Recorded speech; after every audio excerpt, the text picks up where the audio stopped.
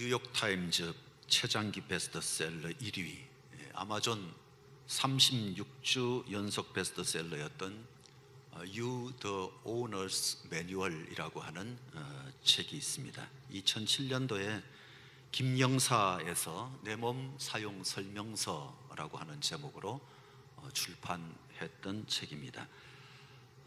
이 책을 기록한 마이클 로이젠이라고 하는 사람은 건강나이라고 하는 개념의 창시자이고, 또 메멧 오즈라고 하는 사람은 영혼까지 어루만지는 의사라고 칭송을 받는 그런 사람입니다. 100세까지 녹슬지 않은 몸을 만들도록 인체 매뉴얼을 발간한 것입니다. 수많은 책들이 쏟아지고 있습니다만 이 책은 많은 사람들이 자기 인생, 자기 몸 그거 하나 제대로 모르고 살고 있다, 그러면서 좀 내 몸의 주인이 내가 아니냐, 그러니까 내 몸을 바로 알자라고 하는 측면에서 쓴 책입니다. 10가지 중요 포인트가 있는데 그 중에 5가지만 잘 지켜도 건강한 삶을 살 수 있다 그러는데, 첫째는 혈압 조절입니다. 그리고 두 번째는 금연이고, 세 번째는 날마다 30분 운동하기, 그리고 네 번째는 적절한 영양 섭취입니다. 요즘은 다이어트에 대한 책이 많이 나옵니다만 그런 것들보다가 굶지 말고 오히려 편식하지 말고 과식하지 않는 그런 식생활을 갖는 것이 좋겠다, 그렇게 권했고, 가장 중요한 포인트로 5번째, 스트레스 받지 말라, 그렇게 말했습니다. 스트레스 받지 말라. 스트레스 없는 사람은 아무도 없습니다. 중요한 건 살면서 늘 스트레스 받을 만한 상황 속에 처하게 되긴 하지만 그 상황에서 어떻게 스트레스를 덜 받고 사느냐, 그게 중요할 겁니다. 이것 잘 처리하는 것이 내 인생 가장 중요한 매뉴얼이라고 하는 그런 결론을 낸 책인데, 일반적으로 사람들은 생각할 때 환경이 나를 이렇게 자꾸 스트레스 받게 한다, 그렇게 생각합니다. 그러니까 환경에 의해서 사는 게 사람의 삶이 아닌가, 그렇게 생각합니다만 꼭 그렇지 않습니다. 오히려 환경이 나쁠 때 더 건강했고, 환경이 나쁠 때도 훌륭한 인격으로 삶을 살았는데 환경 좋아지면서 건강도 나빠지고 환경 좋아지면서 인격도 나빠지는 그런 사회적 구조, 이게 우리가 살고 있는 세상이기도 하기 때문에 환경만 탓할 수 없습니다. 인생 매뉴얼은 결코 스트레스가 환경의 좋고 나쁨에 따라서 결정되는 것이 아니라 오히려 결국 믿음의 문제다, 그렇게 말하고 있는 책입니다. 사람은 믿는 만큼 사는데 뭘 믿고 사느냐, 거기에 따라서 우리의 운명이 결정된다는 것입니다. 요한은 1절에서 태초에 말씀이 계셨고 그 말씀은 하나님과 함께 계셨고 그 말씀이 바로 하나님이시다, 그렇게 선포했고, 2절과 3절에서는 태초에 하나님과 함께 계셨던 그 말씀, 다시 말해서 예수 그리스도로 말미암아 만물이 지음바 되었다, 그렇게 선언하고 있습니다. 예수님으로 말미암아 만물이 지음바 되었다. 우리는 예수님이 누구냐, 예수님이 누구시냐 하는 것에 따라서 내 운명이 결정되는 거다 하는 것을 늘 기억하고 예수님과의 관계를 잘 정립하는 게 중요한데, 이 요한복음에서는 예수님에 대해서 그 어느 책보다도 심오하게 잘 다뤘기 때문에 예수님이 어떤 분이신지를 깊이 생각하고, 또 예수님과의 만남이 얼마나 소중한가 하는 것을 생각하면서 이 말씀을 읽어나갔으면 좋겠다 하는 생각이 듭니다. 첫째는 예수님은 만물을 만드신 하나님이십니다. 만물을 만드신 하나님. 복음서는 예수님을 하나님의 아들이라고 증거합니다.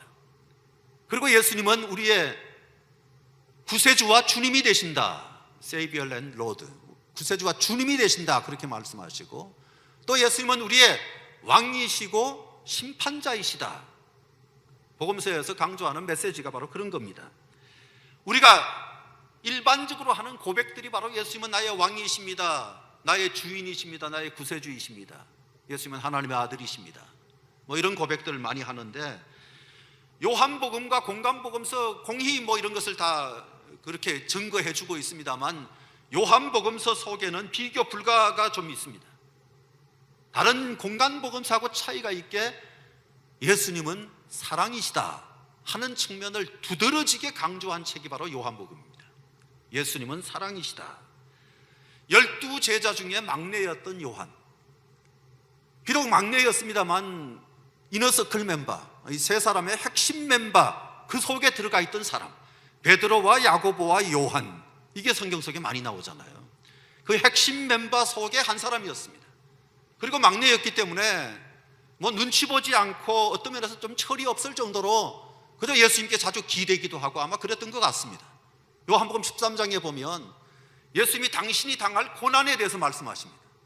이제 곧 고난당한다, 그 얘기를 하시는데도 불구하고 예수님은 요한은 계속 예수님께 기대 있고 누워 있습니다. 그게 막내의 특권이겠죠. 그러니까 뭐 눈치 보지 않습니다. 그러니까 누구보다도 지근거리에서 심지어 예수님의 그 맥박 뛰는 소리도 듣고 체온도 느껴가며 그렇게 예수님의 사랑을 가장 많이 경험했던 사람이었던 것 같습니다. 그래서 요한은 나이가 많이 들어서 백발의 노인이 되었을 때도 입만 열면 사랑을 말합니다. 사랑. 그래서 그는 이제 사랑의 사도, 그렇게 아주 별명이 붙여지게 됐습니다. 다른 성경도 그렇게 읽어야 되겠지만 이 요한복음서 속에 나오는 사건들, 요한복음서에서 다룬 그 사건들을 읽을 때마다 사랑의 컨텍스트로 읽어야 합니다. 마치 요한복음을 연애 편지 읽는 그 심정으로 읽으면 우리에게 큰 은혜가 될 줄로 믿습니다. 그런데 요한은 이 복음서를 시작하면서 일반적으로 우리가 잘 하지 않는 고백으로 시작합니다. 예수님이 창조주 하나님이시라는 겁니다. 예수님이 창조주 하나님이시라는 고백. 솔직히 우리는 그렇게 잘 고백하지를 않는 경향이 있습니다. 3절 말씀에서 만물이 그로 말미암아 지은 바 되었으니 지은 것이 하나도 그가 없이는 된 것이 없느니라. 요한의 이 고백이 요한만의 고백이 아닙니다. 고린도전서 8장 6절을 보시면 한 주 예수 그리스도께서 계시니 만물이 그로 말미암고 우리도 그로 말미암아 있느니라. 사도 바울의 고백입니다. 그로 말미암아 있다, 그가 나를 지었다, 그 고백 아닙니까? 히브리서 1장 2절에서도 이 모든 날 마지막에는 아들을 통하여 우리에게 말씀하셨으니 이 아들을 만유의 상속자로 세우시고 또 그로 말미암아 모든 세계를 지으셨느니라. 히브리서 기자도 똑같이 말합니다. 히브리서도 바울의 서신이다 그렇게 말하는 사람들도 있습니다만 정확하게는 모르겠습니다. 조금 차이가 있는 것 같기도 하다 그렇게 느끼는데 학자들도 바울의 서신이다 아니다 뭐 이게 엇갈리기 때문에 정확하게 바울의 서신인지는 알 수 없습니다.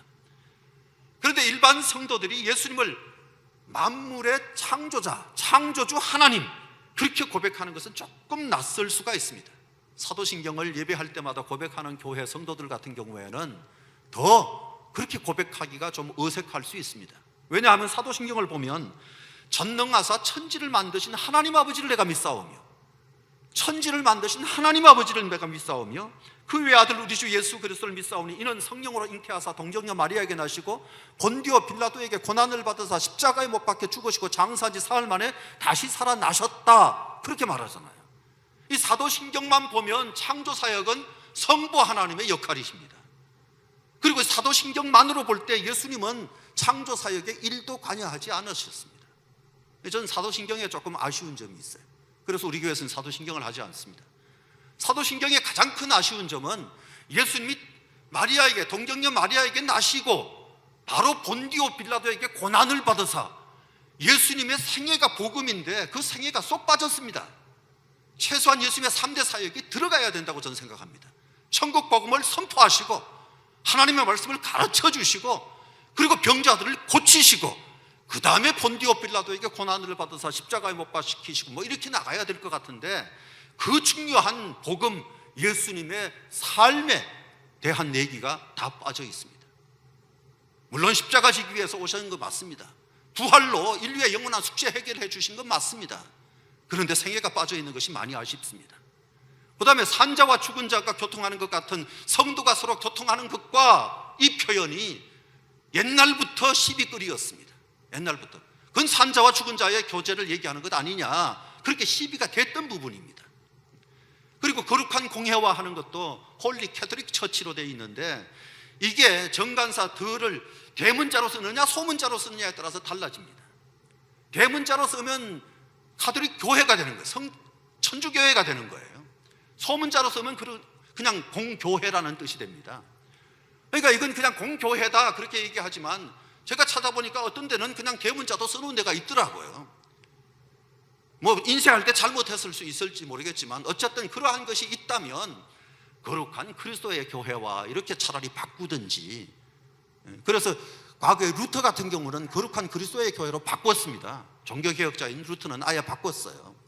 그래서 이런 걸 이제 더하기도 하고 바꾸기도 하고 이렇게 하면 또 왜 원래 만든 대로 안 하냐 뭐 이런 얘기도 있을 수 있기 때문에 저는 아예 성경에 나와 있지 않은 사도신경은 하지 않고 성경에 나와 있는 좋은 신앙 고백, 여호와가 나의 목자시니 내게 부족함이 없습니다 하는 이 고백으로 시작하는 이 완벽한, 고칠 필요 없고 그대로 초대교회에서도 교회에서 애송시로 성전 찬송가로 그렇게 불렀던 시편 23편을 우리의 신앙 고백으로 삼자, 그렇게 지금까지 목회를 해온 겁니다.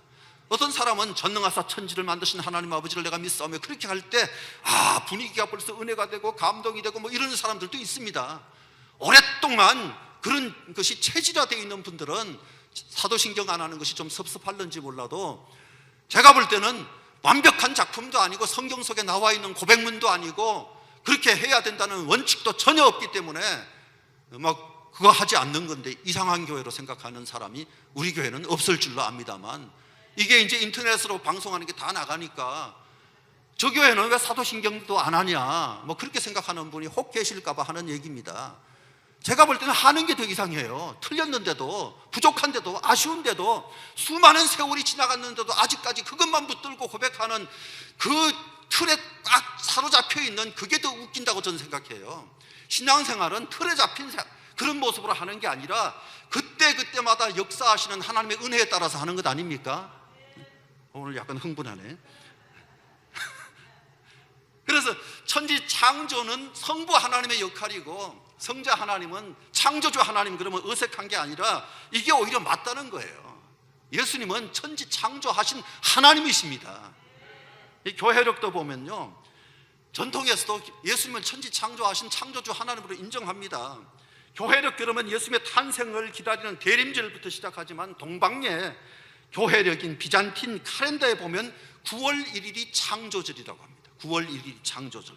그래서 그때부터 신년이 시작돼요. 동방교회에서는 중세 때 천문학과 관련해서 천지 창조의 기점을 9월 1일로 잡고 예수님의 출현도 성탄절이 아니라 창조절로부터다 그렇게 말하는 거예요. 창조절로부터. 예수님이 왜 성탄절부터 출현이냐? 창조절부터지. 천지 창조할 때도 예수님은 이미 계셨던 분, 태초에 말씀이 계시니라. 그 말씀이 바로 하나님이신데 예수님이란 말이에요. 하나님이신데 현대교회 중에 그리스 정교회 그리고 러시아 정교회 이런 데서도 9월 1일이 교회력의 시작입니다. 그래서 정교회의 교황에 해당되는 콘스탄티노플 대주교 같은 경우는 그때의 신년 메시지를 해요. 9월 1일에 맞춰가지고 신년 메시지를 발표해요. 중요한 건 그리스도를 창조주 하나님으로 인정한다는 거예요. 창조주 하나님으로. 그런데 생각해 보세요. 이 땅에 우리하고 똑같은 모습을 입고 태어난 한 사람을 가리켜서 천지를 창조하신 하나님이시다 그렇게 얘기하는 게 이게 얼마나 어마어마한 얘기입니까? 우리하고 똑같은 모습으로 태어난 한 사람을 향해서 창조주 하나님 이렇게 얘기한다는 것은 엄청난 얘기입니다. 엄청난 얘기. 요한이 지금 이 엄청난 고백을 하고 있는 건데, 천지를 창조하신 하나님. 여러분, 이 우주가 얼마나 큽니까? 지구만 해도 너무 커서 10시간 이상을 논스톱으로 그냥 막 빠른 속도로 달려가야 미국 도착할 수 있고, 한 30시간을 그냥 열심히 달려가야 브라질 아르헨티나를 갑니다. 지구만 해도 얼마나 큽니까? 그런데 태양은 이런 그 지구보다, 어마어마한 지구보다가 107배가 더 크단 말이에요. 태양이 107배가 더 커요. 그러니까 저 뜨는 태양 저거 무거워서 어떻게 저렇게 매달려 있나 몰라요. 그 어마어마하게 큰 게 그렇게 떠 있단 말이에요. 태양계가 속해 있는 은하계의 크기는 지름이 10만 광년인데, 10만 광년, 이건 빛의 속도로 10만 년을 달려야 도달하는 거리예요. 빛의 속도로 10만 년을 달려야 도달하는 거리. 우주에 이런 은하계 같은 것이 1,700억 개가 있다 그래요. 어떻게 셌나 모르겠어요. 하여튼 우주에 이런 은하계 같은 것이 1,700억 개가 있다. 우리가 보는 별들 대부분 이런 은하들입니다. 이 어마어마한 우주를 만드신 하나님, 그 어마어마한 창조주 하나님, 그 창조주 하나님은 한 사람을 가리켜 가지고 이 사람이 하나님이시다. 요한이 지금 그 얘기를 하고 있는 거예요. 하나님이 지구란 별을 방문하셨고 인간이 되어서 찾아오셨다는 것입니다. 현대 과학으로 볼 때 이게 말이 되느냐, 황당한 얘기다, 아마 그렇게 말을 할 수 있을지 모르겠지만 현대 과학, 그 현대 과학의 우주론은 황당하지 않습니까? 빅뱅과 함께 우주가 시작되고 한다고 하지만 빅뱅 이전에 무엇이 있었는지 설명 못합니다. 또 빅뱅을 일으킨 최초의 물질 또는 존재는 무엇이었는지 과학계에서는 별로 설명하지를 못해요. 그저 최초의 물질이나 존재, 이걸 특이점이라고 말해요. 특이점.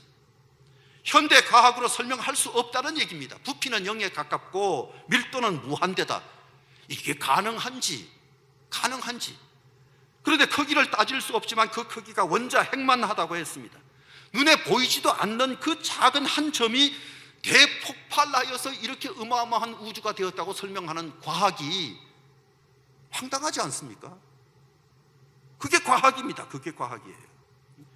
차라리 노자 도덕경에서 간단하게 천지 만물이 도로부터 나왔다, 이게 오히려 설득력이 있는 것 같아요. 그만큼 과학이라고 하는 것이 황당한 얘기가 들어있다는 사실입니다.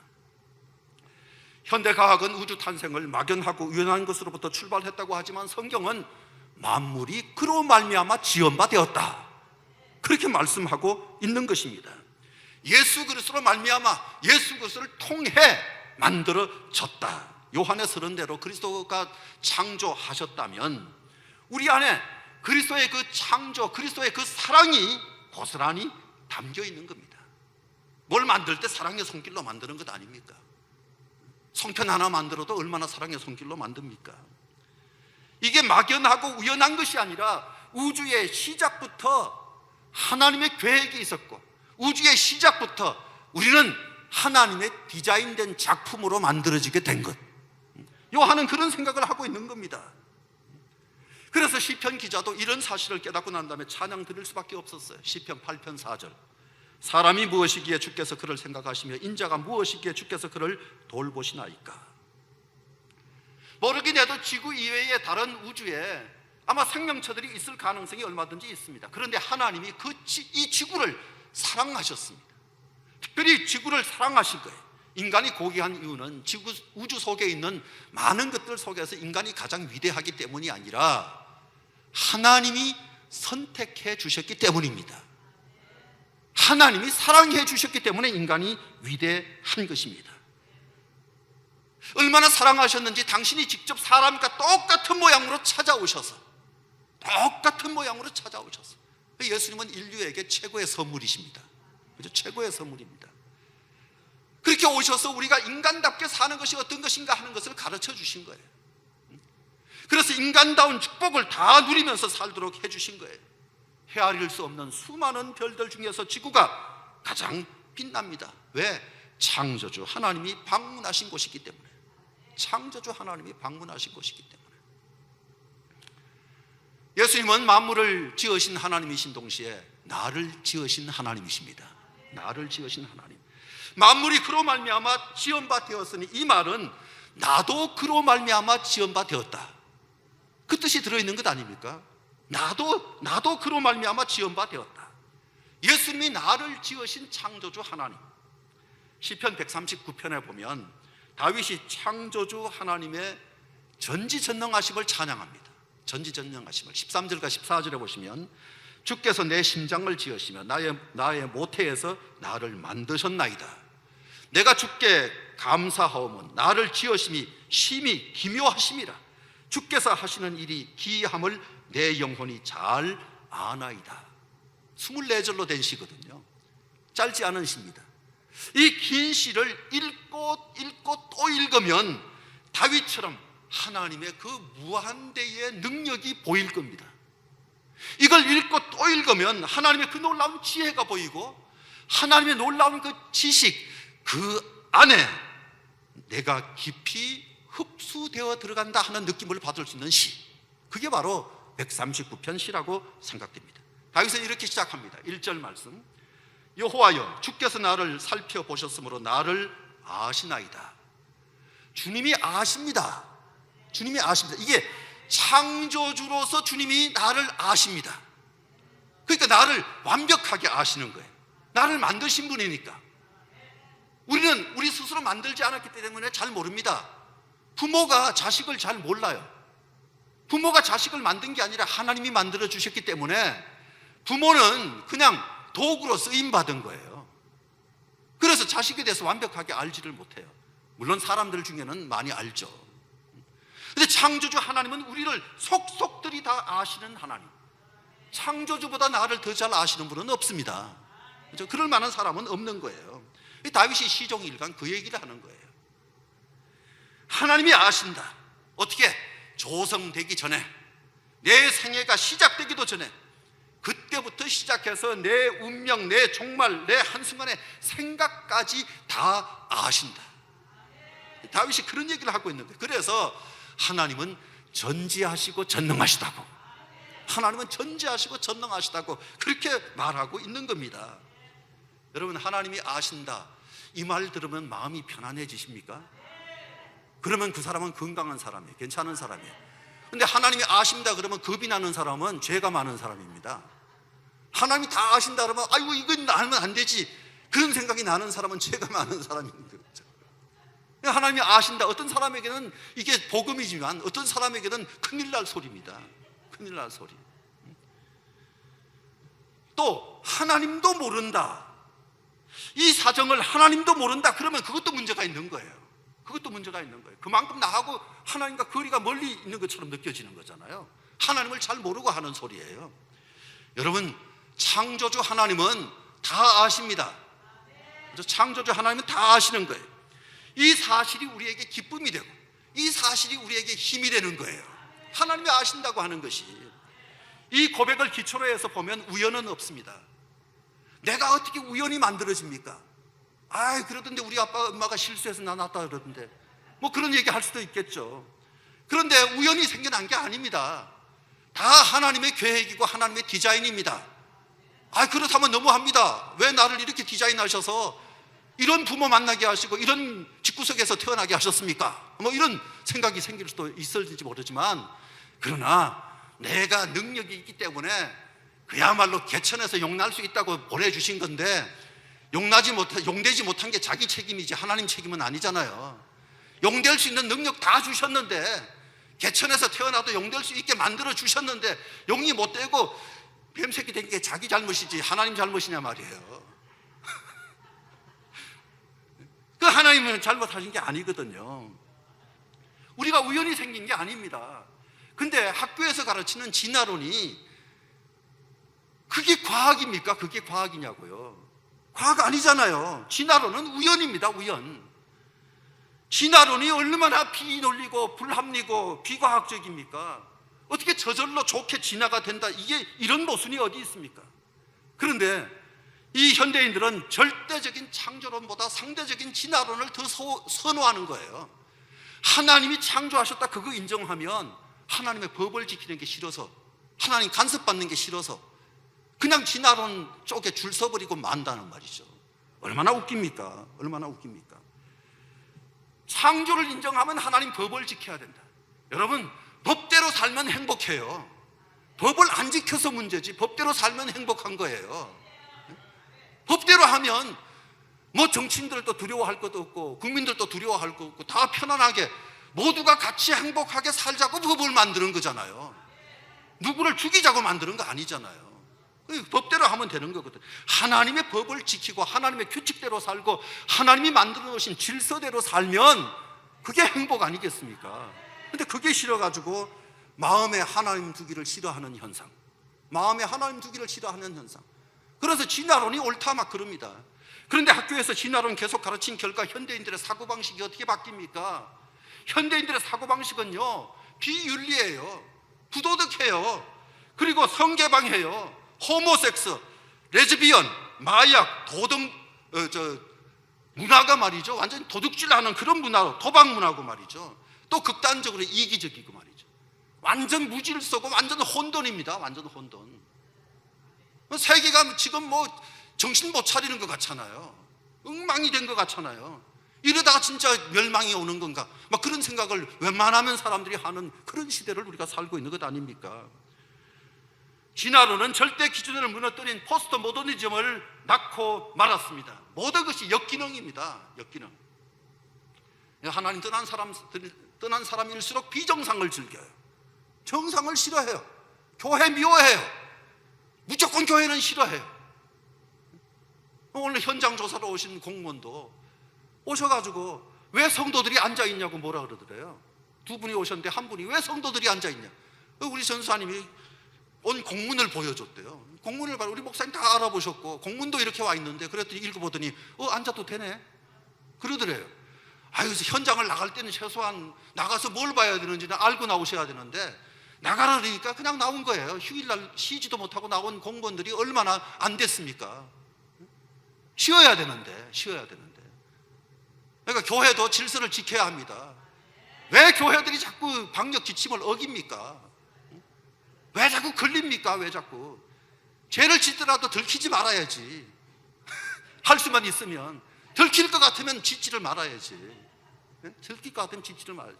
이제는 교회가 좀 차별 대우 받는다, 억울하다, 그 소리 하기가 부끄러워요. 그 소리 하면 안 되는 것 같아요. 줄기차게 자꾸 잘못을 하잖아요. 물론 자꾸 감염되는 무리를 이렇게 만들어 보면 8번째래요. 8번째도 뉴스 나올 때 보면 너무 교회에서 또 감염됐습니다, 이런 식으로 보도를 해요. 8개 다른 데를 다 차례차례 말하는 게 아니에요.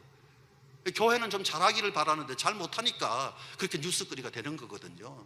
뭐 그것만 자꾸 탓할 수 없어요. 제가 볼 때는 지켜야 돼요. 그래서 빨리 해결해야죠. 오늘 자꾸 흥분하네. 다윗은 창조주 하나님을 생각하면서 아무리 봐도 계획된 인생이라는 게 너무너무 감사하고 디자인된 것이 얼마나 감사한지. 그래서 수사학적으로 화려하게 표현을 합니다. 15절부터 17절, 시편 139편인데요. 내가 은밀한 데서 지음을 받고 땅의 깊은 곳에서 기이하게 지음을 받은 때에 나의 형체가 주의 앞에 숨겨지지 못하였나이다. 내 형질이 이루어지기 전에 주의 눈이 보셨으며 나를 위하여 정한 날이 하루도 되기 전에 주의 책에 다 기록이 되었나이다. 하나님이여, 주의 생각이 내게 어찌 그리 보배로운지요, 그 수가 어찌 그리 많은지요. 하나님이 나를 창조하기 전부터, 내 몸의 형체가 이루어지기 전부터, 세포 형성 이전부터 디자인하셨다, 계획하셨다. 우리는 명품이에요. 옆에 계신 분에게 명품이십니다.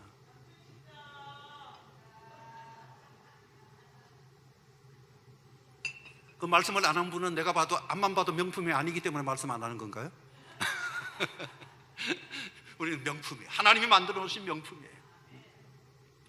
다윗은 이 창조의 신비에 감탄하다가 인생이 너무너무 기가 막혀서, 전에 번역이 더 멋있어요. 신묘막측하다 그랬어요.